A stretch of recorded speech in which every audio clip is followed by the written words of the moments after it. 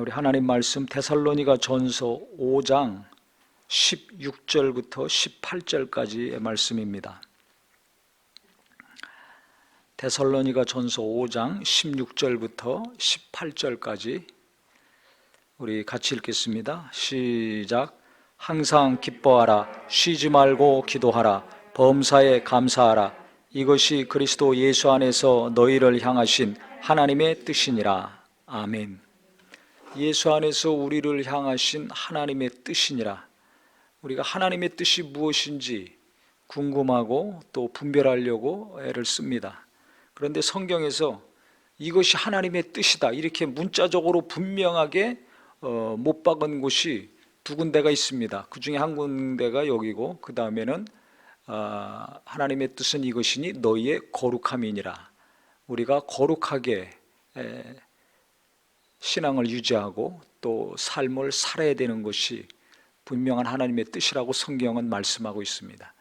내가 하나님의 뜻이 뭔지 모르겠다, 나를 향하신 하나님의 뜻이 뭔지 모르겠다, 그러면 단순하게 생각하세요. 하나님이 성경에 분명히 기록을 해놓으신 것은 내가 거룩하게 사는 거예요. 말도 거룩하게, 거룩이라는 것은 구별되는 것입니다. 세상과 달리 구별된 언어, 구별된 행동, 구별된 생각. 물질을 벌고 쓰더라도 세상 사람들이 하는 거 그대로 우리가 벌고 사용하는 것이 아니라 구별된 생각을 가지고 정직하게 벌고 구별해서 하나님께 헌금을 하고 또 겸손하게 절약하면서 구별되게 우리가 물질을 사용할 때 그게 하나님이 기뻐하시는 뜻입니다. 거룩하게 사는 것이, 항상 거룩한 마음과 생각을 지속하는 것이 하나님의 뜻입니다. 이게 대단히 어렵죠. 그 다음에 또 하나는 오늘 본문의 말씀입니다. 하나님의 뜻은 뭐냐면 항상 기뻐하라, 쉬지 말고 기도하라, 범사에 감사하라. 우리가 알듯이 초대교회는 핍박이 대단히 심했습니다. 예수 믿는 믿음을 가지려면 진짜 목숨을 걸고 죽음을 각오하고 믿어야 됐습니다. 그렇기 때문에 지금 우리가 이 코로나 바이러스 때문에 많은 어려움이 있는데, 지금 이런 어려움보다 어떻게 보면 더 큰 위기 가운데, 공포 가운데 예수 믿는 사람들이 모여서 예배하고 찬양하고 서로 교제했을 것입니다. 정상적으로 지상에서 이 예배를 못해서 땅을 파고 지하에 굴을 만들어서 거기서 살면서 예배하고 신앙을 유지했습니다. 오죽하면 땅을 파고 들어가서 굴을 만들어서 수많은 사람들이 살았겠습니까? 오직 예수 믿는 믿음을 지키려고 그와 같이 했습니다. 그래서 이 땅 속에서 신앙생활했던 그 장소를 가보면 정말 그들의 신앙, 정말 오래전의 삶이었지만 지금은 관광지라서 탐방객들이 다니지만 정말 너무 아주 가슴에 저려오는 것이 있습니다. 이 정도까지 어떻게 신앙생활을 했을까? 얼마나 주님을 사랑하고 얼마나 믿음을 가지려고 헌신했으면 여기까지, 이 깊은 땅속까지 내려와서 거기서 먹고 자고 예배하고 하는 일을 계속 할 수 있었을까? 정말 믿음이 어떤 것인가를 새삼 체험하게 됩니다. 그렇게 어렵게 살던 그 시대에도 성경에서는 분명히 말하기를 항상 기뻐하라 그랬습니다. 아니, 지상에서 살기 어려운데 땅굴 파가지고 숨어서 겨우 살아야 되는데 들키지 않고 그때 무슨 기쁨이 있겠습니까? 예수 믿는 것 때문에 순교당하는 상황인데, 잡혀가서 고문당하는 상황인데 어떻게 기뻐합니까? 도무지 기뻐할 수 없는 상황입니다. 그럼 무엇을 기뻐합니까? 현실을 보면 기뻐할 수 있는 게 하나도 없어요. 지금도 그렇죠. 이 전염병 때문에 전 세계가 난리인데 뭘 기뻐합니까? 사업이 안 되고 장사가 안 되고 취직도 안 되고 뭐 학교도 못 보내고 뭘 기뻐합니까? 도무지 기뻐할 게 하나도 없습니다. 그런데 성경은 기뻐하라는 거예요. 항상 기뻐하라. 그것도 어쩌다가 아니라 항상 기뻐하라. 아니, 나는 항상 슬픈데, 항상 낙심이 되고 좌절이 되는데 무슨 하나님의 뜻은 항상 기뻐하는 거라고 합니까? 그러면 왜 이 기록을 했을까? 도대체 2000년 전이나 지금이나 앞을 보나 뒤를 보나 옆을 보나 기뻐할 것이 아무것도 없는데 그럼 뭘 기뻐하라는 것인가? 현실은 절망입니다. 현실은 절망이에요. 우리가 기뻐할 수 있는 것은 그 절망 가운데 뭡니까? 내가 예수님 믿음으로 구원을 받고 용서를 받아서 영원한 생명을 얻었다는 것이 가장 유일한 소망이요 기쁨입니다. 그러니까 항상 기뻐하라는 이 말 속에는 뭐가 들어있습니까? 내가 구원받은 것을 기뻐하라는 것입니다. 다른 것으로, 이 세상의 어떤 것으로 기뻐하려고 하지 말고, 거기엔 소망이 없으니까 예수 안에서 내가 용서받은 거, 하나님의 사랑을 받은 거, 예수님이 나 대신 죽으시고 죄값을 치르시고 나를 사망에서 건져내신 이 사실, 구원의 역사를 기뻐하라는 것입니다. 우리가 가만히 돌이켜 보세요. 언제 가장 큰 기쁨이 있었습니까? 예수 믿고 내가 구원받았다는 것을 성령으로 깨달았을 때, 내가 죄인임을 깨닫고 통에 자복하면서 예수님이 나의 구세주가 되셨다는 것을 분명히 성령님을 통해서 감정적으로, 이성적으로 깨닫고 체험했을 때 진정한 기쁨이 우리 깊은 곳에서부터 올라왔죠. 그래서 그 기쁨을 이기지 못해서 현실은 바뀐 것이 아무것도 없는데 만나는 사람마다 예수를 전했습니다. 성경은 아무것도 모릅니다. 예배하지도 안 하고 성경 공부도 안 하고 아무것도 모르지만 예수를 만난 체험이 강합니다. 예수 만나기 이전과 예수를 만났을 때, 죄인임을 몰랐을 때와 죄인임을 깨닫고 구원받은 자라는 것을 알았을 때 우리에게는 예수를 전하는 힘이 막 솟구칩니다. 안 믿는 사람이 불쌍해요. 가난한 사람이 불쌍한 것이 아니라 예수 안 믿는 사람이 불쌍해요. 부자가 부러운 것이 아니라 예수 잘 믿는 사람이 부러워요. 사람을 보는 눈이 바뀌고 세상을 보는 눈이 바뀝니다. 어디서 배운 것도 아닌데 성령으로 예수를 만나면, 하나님의 은혜와 사랑을 체험하면 그 순간에 생각이 바뀌고 관점이 바뀝니다. 그러니까 예수 안 믿는 가족들을 향해서 눈물로 기도하고, 친구들을 향해서 기도하고 예수 믿으라고. 내가 예수를 만났으니까, 체험했으니까 그 예수를 전합니다. 하나님은 살아계시다. 하나님은 널 사랑하신다. 너 예수 믿어야 된다. 그래야 구원받는다. 이것을 합니다. 누가 시키지 않더라도 성령에 이끌려서 합니다.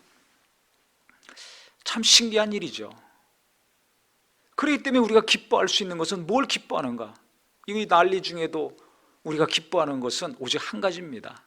내가 예수님 믿는다는 거, 구원받았다는 거, 성령님이 예수 믿는데 안에 오셔서 영원히 함께 하신다는 거, 나를 위로하시고 격려하시고 인도하시고 예수님 말씀을 생각나게 하신다는 거, 이 한 가지가 오직 기쁨입니다.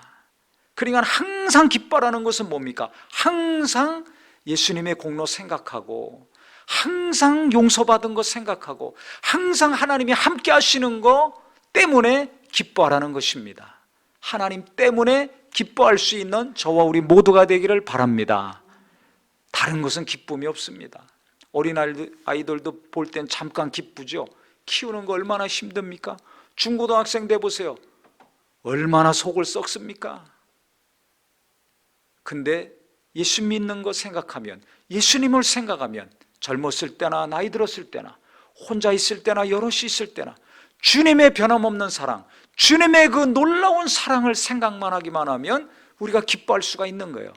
그러니까 이 땅의 삶이 어려우면 어려울수록, 현실이 답답하면 답답할수록 우리가 예수님을 더 깊이 생각하고 그분의 사랑을 더 묵상함으로 마르지 않는 주님의 기쁨이 항상 우리에게 임하기를 예수 이름으로 축원합니다. 예수님 생각하면 기쁜데, 구원받은 것 생각하면 기쁜데 우리는 현실에 살아야 됩니다. 육체를 갖고 살아야 됩니다. 그런데 너무 힘들잖아요. 너무 절망이고 너무 스트레스를 주고 뭐 되는 게 별로 없어요. 과거에는 노력하고 열심히 하면 됐는데 요즘은 열심히 노력해도 되게 어려운 세상입니다. 뭘 하든지 간에. 그러니까 하나님이 이걸 아시는 거예요. 이 땅에서 살 때는, 육체가 사는 동안에는 그래서 쉬지 말고 기도하라고 성경은 말하고 있습니다. 왜? 힘들기 때문에, 내가 맘먹은 대로 되지 않기 때문에 기도해야 된다는 것입니다. 쉬지 않고 하라는 거예요. 아침에도 하고 낮에 출근해서 일하는데 또 속 썩는 일이 있어, 또 그 사무실에서 기도하고, 일하면서 기도하고, 집에 왔더니 또 무슨 일이 터졌어요, 또 그것 때문에 또 기도하고. 이 세상에서 내 마음대로 할 수 있는 게 아무것도 없지 않습니까? 그러니까 이 땅에 사는 동안에는 계속해서 기도하는 수밖에 없다는 것입니다. 예수님도 이 땅에 육체를 입고 오셨을 때 40일 금식 기도하시고 하늘나라 가실 때까지 날마다 한 게 있습니다. 그게 뭐였습니까? 기도였습니다. 우리가 잘 알듯이 습관을 쫓아 새벽 미명에 가서 기도하셨어요. 그러니까 이 땅에 하나님의 아들, 그 능력 있는 예수님도 날마다 하신 것은 기도였습니다. 그만큼 이 땅의 육체의 삶은 힘듭니다. 마귀가 살아있고 타락한 영들이 있습니다. 귀신들이 활동합니다. 우리도 죄성이 강해서 성령께 순종하기 어려운데, 영적인 원수들은 또 우리를 방해하고 파괴시키고 무너뜨리려고 합니다. 이 땅의 사람들이 다 죄인 아닙니까? 의인은 없나니 하나도 없습니다. 내가 은혜로 구원받아 사는 것이지 의로운 게 뭐가 있습니까? 아무것도 없습니다. 착각하면 안 됩니다. 나 안에서도 죄가 올라올 때가 많고 모든 사람들이 다 그런데, 그 기도하지 않으면 내 자신도 내 마음을 지킬 수가 없는 거예요. 무릇 지킬 만한 것보다 내 마음을 지켜라. 생명의 근원이 이에서 난다고 잠언 4장 23절에 말했는데, 성령 충만한 내 마음, 예수님의 구원의 은혜를 감사하고 기뻐하는 내 마음과 생각, 내가 지켜야 되잖아요. 근데 이게 쉽습니까? 어렵습니까? 어렵죠. 은혜를 지키기가 어려워요. 마음을 지키기가 어려운 거예요. 그렇기 때문에 이 땅에서는 계속 기도해야 됩니다. 하나님이 주신 은혜를 지키고 평안을 지키고 기쁨을 지키고 하나님이 베푸시는 것을 계속해서 내가 지키려면 기도하는 수밖에 없어요. 또 내 육체의 정욕과 안목의 정욕과 이생의 자랑을 다스리고 죽이려면 기도하는 수밖에 없습니다. 그 다음에 원수의 방해를 대적하고 물리치고 하나님의 능력과 지혜를 받아야 되는데, 그러면 어떻게 해야 돼요? 기도하는 수밖에 없습니다. 내가 열심히 해봤잖아요. 노력도 해봤잖아요. 공부도 했잖아요. 밤새 찾아보기도 했잖아요. 그런다고 됩니까? 하나님이 도와주셔야 됩니다. 그러니까 이 땅에서의 육체의 삶은 기도할 수밖에 없어요. 왜? 우리가 연약하기 때문에. 그래서 완전하신 하나님, 능력의 그분이 나와 함께 하시고 나를 도우실 수 있도록 이 땅에서 계속해서 기도하라는 것입니다. 그래서 기도는 젊었을 때 한 번, 몇 번 하고 끝나고, 처음 예수 믿었을 때 은혜 받았을 때만 하고 과거의 추억으로 갖고 있지 말고 오늘도 해야 될 것이 기도요, 내일도 해야 될 것이 기도요, 살아있는 동안 죽는 날까지 내가 계속해서 해야 될 것이 기도라는 것이 분명해져서 기도가 습관이 되고 그것이 내게 능력이 되기를 예수 이름으로 축원합니다. 그래서 지난주에도 말씀드렸지만 계속 기도하면 말이에요, 마음이 평안해져요. 현실은 이런 일 저런 일로 말미암아 답답하고 괴롭고 지치게 힘 빠지게 만드는데, 계속 기도하면 보이지 않는 하나님의 성령이 역사하십니다. 하나님이 기름 부어주시는 것이 우리 영혼에 임합니다. 그러니까 마음의 무거운 짐이 가벼워지고 뭔가 담대해지고 힘이 생겨요. 영혼의 힘이 생겨요. 육체에는 밥을 먹어야 힘이 생기죠. 우리 영혼은 기도하면 영감이 생기고 영력이 생깁니다.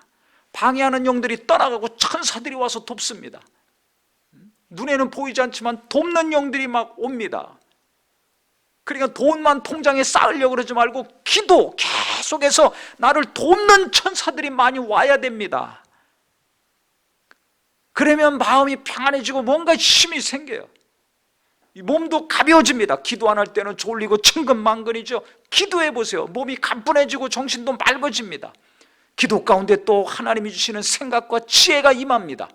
어떻게 자식을 키워야 될지, 어떻게 앞으로 해야 될지, 어떻게 해야 될지, 이 하나님이 지혜를 주세요. 성령이 가르쳐 주시는 것을 기도 가운데 우리가 알 수가 있습니다. 근데 기도 안 하면 이 생각 저 생각 엉키고 설켜가지고 더 복잡해져요. 결정을 못 합니다. 요새 결정 장애하는 장애자들이 많이 늘어나고 있어요. 결정을 못 해요. 왜? 몰라가지고, 뭐가 뭔지 모르겠어요. 엉켜가지고. 기도해 보세요.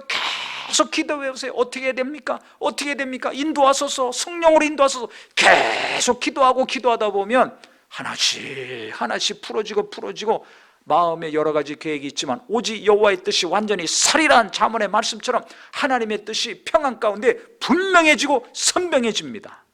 이걸 자기가 알 수 있어요. 그래서 그것을 알고서 그대로 행했을 때 뭔가 이루어지는 겁니다. 이것은 기도하는 사람만이 알 수 있는 거예요. 어디서 박사학위 받았다고 되는 게 아닙니다. 그래서 이 땅의 육체의 삶 속에서는 기도가 너무나 중요합니다. 예수님도 날마다 기도하셨거늘 우리가 무슨 통뼈라고 기도 안 하고 삽니까? 기도 안 하면 계속 마음에 힘이 빠져요. 머리도 복잡해져요. 육체도 계속 힘이 빠집니다.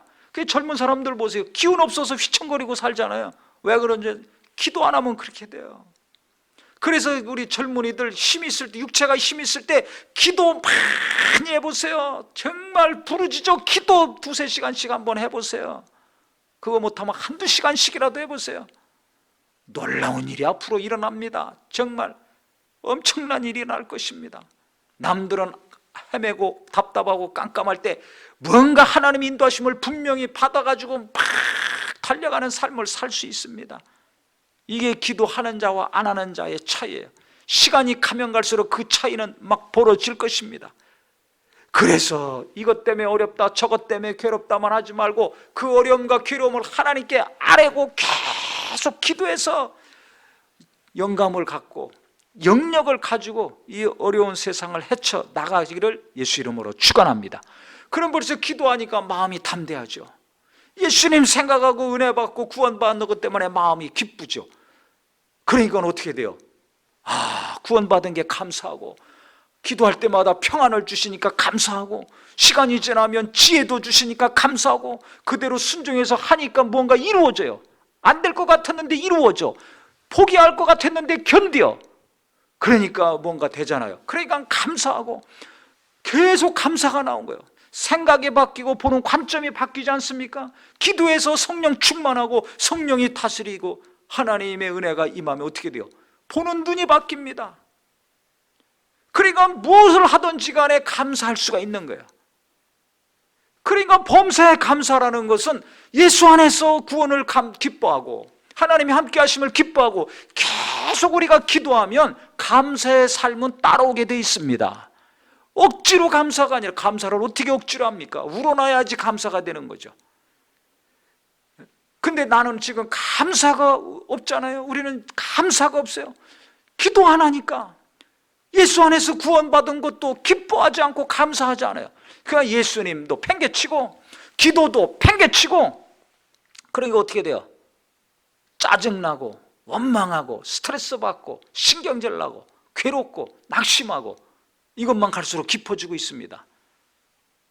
하나님 살아계신데, 그래서 우리가 다시 한번 내가 예수 안에서 구원받은 거 기뻐하시고, 그 다음에 기도가 회복되어서 마음의 힘과 담대함을 얻으시고, 그래서 하나님이 함께 하시는 평안이 날마다 기도 가운데 내게 지속이 되어서 우리 하나님이 주시는 평안이 계속 범사에 이루어짐으로 감사하는 삶, 항상 무슨 일을 하든지 간에 하나님께 감사할 수 있는 복된 심령이 되기를 예수 이름으로 축원합니다. 이 3가지 중에 다 못하겠거든 2가지라도 해야 되고, 2가지도 안 되면 하나라도 해야 될 거 아닙니까? 근데 3가지가 내가 지금 다 안 되고 있다. 그러면 나는 지금 신앙생활 빵점이에요. 너무 신앙생활 잘 못하고 있다는 겁니다.